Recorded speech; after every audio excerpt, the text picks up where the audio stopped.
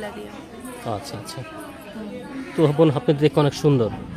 সুন্দর হলে কি হবে, মানুষের মনটা তো আর সুন্দর না, মানুষের ভিতরে কি আছে কি না আছে মানুষের সব কিছু জানা লাগবে না। মানুষের দেখলে দেখা যায় কত সুন্দর, মানুষের ভিতরটা তো অনেক কষ্টের জীবন।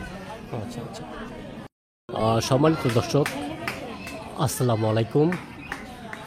দেশ প্রবাসে যারা আমাদের ইউটিউব চ্যানেল দেখছেন সবাইকে প্রীতি শুভেচ্ছা জানিয়ে আজকের প্রতিবেদন শুরু করছি। তো দর্শক দেখতে পাচ্ছেন সামনে এক সুন্দরী বোন দাঁড়িয়ে আছে, তার জীবনের গল্প শুনবো, তিনি কী বলতে চায়, তার মনে কি জমা কষ্ট জমে আছে সে কথা জানার চেষ্টা করব। আসসালামু আলাইকুম। ওয়ালাইকুম আসসালাম। ভালো আছেন? এই তো আল্লাহ রাখছে ভাই, মোটামুটি আছে। আচ্ছা, কি নাম বোন আপনার? আমার নাম হাসিরুনা। আচ্ছা, কত সুন্দর। হ্যাঁ তো বোন, এই যে আপনি আমাদের ক্যামেরার সামনে এসেছেন কি কারণে বলবেন? ভাই, অনেক কষ্টে পেয়েছি বলতে গেলে, কি নানিটার নিয়ে অনেক কষ্টে আছি। মা বাবা ছোটোবেলায় চলে গেছে ইন্ডিয়ায়। তো আপনার ভিতরে কি অনেক কষ্ট জীবন? অনেক কষ্ট।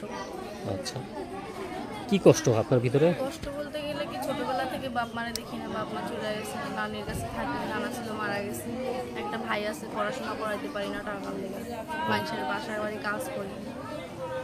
তো বাবা মা কি হয়েছে? বাবা মা ছোটবেলায় চলে গেছে নানিদের কাছে থুইয়া, মানে ওরা বাইরে গেছে গা ব্যবসা করতে। এখন তো আর আমার দেখতে আসেনি যে আমি ছোটবেলা থেকেই নানা নানির কাছে বড় হয়েছি। নানা ছিল, মারা গেছে, এখন নানিটা আছে অনেক অসুস্থ। আচ্ছা আচ্ছা। হ্যাঁ, তো বাবা মা কত আগে চলে গেছে? আপনার বয়স কত ছিল? আচ্ছা, এখন আমার বয়স 9 বছর। 9 বছর কালে থেকে চলে গেছে। 9 বছর। হ্যাঁ, আচ্ছা আচ্ছা। তো কয় ভাই বোন ছিলেন আপনারা? আমরা 2 ভাই বোন। মানে 2 ভাই বোন। হ্যাঁ, এখন ভাইটা ছোট আছে, ভাইটা পড়াশোনা করাইতে পারি না, আমি বড়। আচ্ছা, তো আপনি কি লেখাপড়া করেছেন নাকি? আমি পড়াশোনা করছিলাম অনেক আগে, এখন পড়াশোনা হয় নাই, কারণ নানা মারা যাওয়ার পর আর পড়াশোনা করতে পারিনি। কি ক্লাস, কোন পর্যন্ত লেখাপড়া করেছেন? ক্লাস করছি 4 পর্যন্ত, 4, 5 এরকম।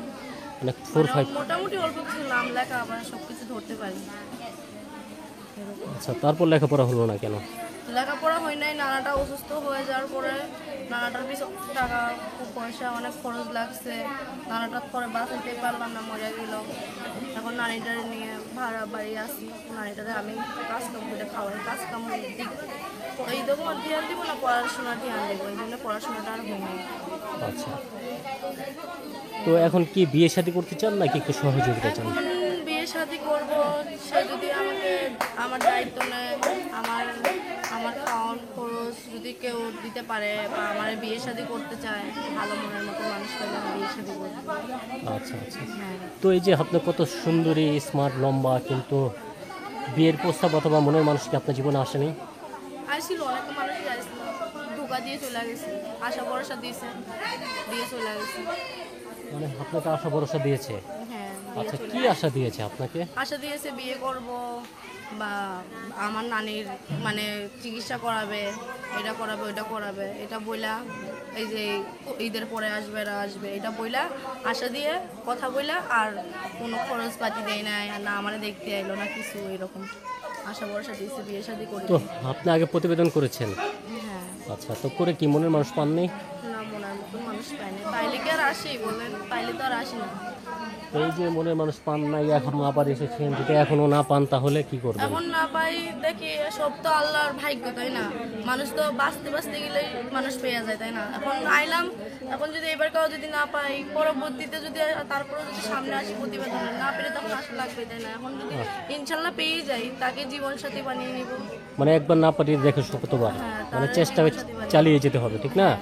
হ্যাঁ, আচ্ছা। মানুষ তো মানে ধৈর্য ধৈর্য ধরতে গেলে ধৈর্যর মানে এইটাই করা লাগবে, জিনিসটা করাই লাগবে। যাই হোক, ওইটা না, এখন তো এখন পাই নাই, এখন যদি পাইও যদি পারি, ঠিক নাই তো, মানে কখন কার ভাগ্যে কি আছে কেউ জানে না, ঠিক না? কইতে পারি না। ভাগ্যের উপরে নির্ভরশীল। হ্যাঁ, আচ্ছা, তো আপনি কি দাদির সাথেই আছেন এখন? এখন নানির কাছে আছি। নানির কাছে? হ্যাঁ, নানির কাছে। তো নানির বাড়ি কোথায়? নানির বাড়ি ছিল যশোরে, এখন আসি নানিরে নিয়ে আসি এই ফুলবাড়ি আছি। ফুলবাড়ি আছেন? আচ্ছা, তো গ্রাম কোথায়? যশোর? হ্যাঁ, যশোরে। আচ্ছা, তো গ্রামে কি যাওয়া হয়? গ্রামে যাওয়া হয় না, নানা মারা যাওয়ার পরে ওই দিকের জায়গা জমিন বাড়িঘর সব বিক্রি করে এখানে এসে বসছি। নানা মারার লেগে ওই চিকিৎসা করছি, আবার ক্ষয়তা করছি, আর ওই দিকে থেকে এইদিকে এসে বসছি, এখন ভাড়া থাকি। ভাড়া থাকেন? হ্যাঁ। আচ্ছা, তো কাজ কাম করেন না? কাজ কাম মানুষের বাসায় কাজ করি। কি কাজ করেন? এই যেমন মানে যখন যেটা পাই এরকমই আর কি, ঘরের বাড়ি মানে রান্না বান্নার কাজ বা ঘরের বাড়ি, আবার যে কোনো যে জায়গায় কাম পাই সেই জায়গায় করি এরকম আর কি, পেট ভাত খাইতে পারলেই হয়েছে। আচ্ছা আচ্ছা, মানে যেই কাজ করেন সেই কাজই করেন, মানে কাজে কোনো বাধা নেই? না, কি করবো ভাই, গরিব মানুষ, কাজ তো করে খাওয়া লাগবে, একটা না করেই খাওয়া লাগবে। আচ্ছা, না করলে তো আর নানিটারা ভাত দিতে পারবো না, অসুস্থ মানুষ, ওষুধ পাতি কিনতে লাগে, নিজেরও তো খাইতে লাগে।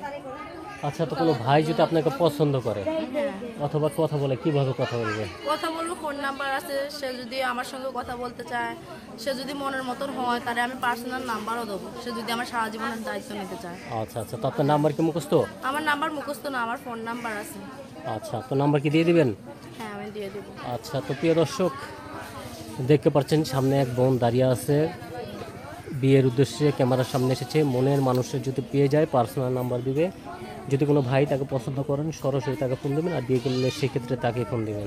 আচ্ছা, তো নাম্বারটা বলে আমার সাথে সাথে বলেন। হ্যাঁ, নাম্বারটা হলো 01 78 0178 33 33 53 53 00 00 8। 8। এটা হলো আপনার নাম্বার। ঠিক আছে দর্শক, নাম্বারটা আবার বলে দিচ্ছি, 017 833 53 008। এটা হলো আপনার নাম্বার। হ্যাঁ, আর একটা কথা বলি, বাইরের প্রবাসী মানুষই হোক আর বাংলাদেশের মানুষই হোক ভাই, কল দিবেন ঠিক এমনি কথা বলার জন্য কল দিবেন, দায়িত্ব নেওয়ার লেগে কল দিবেন, এমনি ফাউল প্যাসার করার লেগে কল দিবেন না, এটাই অনুরোধ। যেটা আচ্ছা আচ্ছা, আমরা এমনি অনেক গরিব মানুষ। আচ্ছা, কি কাজ করেন আপনি? আমি যেখানে যে কামই পাই সেই কামই করি। বললেন তো ওই যে বাসাবাড়ির কাজ, হ্যাঁ, যেটা বাসা পারেন। বাড়ির কাজ করি, আবার ধরতে গেলে সেলাই মেশিনেরও কাজ করি, এরকম। আচ্ছা, তো বাসাবাড়িতে কাজ করে কোনো প্রবলেম পড়েন নাকি? এখন বাসার কোনো কাজ করে কোনো প্রবলেম পড়ি না, মানে যেখানে পাই ওখানে, যে মানে প্রতিদিনেরটা প্রতিদিন পাইলে আর কি, প্রতিদিনের খরচ পাতি যাতে চলাইতে পারে এরকম। আচ্ছা বোন, আপনার জীবনের গল্প শুনলাম, যাতে আবার কোনো দেখা হয় বাকি জীবনের গল্প শুনবো। আর কিছু বলবেন? না, এটাই। আচ্ছা, তো বিদায় নেন। আচ্ছা, আসসালামু আলাইকুম, ভালো থাকবেন। আচ্ছা প্রিয় দর্শক, আপুর জীবনের গল্প শুনলেন, যদি আবার কোনো দেখা হয় বাকি জীবনের গল্প শুনলেন। আর দর্শক, এখনও যারা আমাদের চ্যানেলটি সাবস্ক্রাইব করেননি অবশ্যই সাবস্ক্রাইব, লাইক, শেয়ার দিয়ে আমাদের সাথে থাকুন।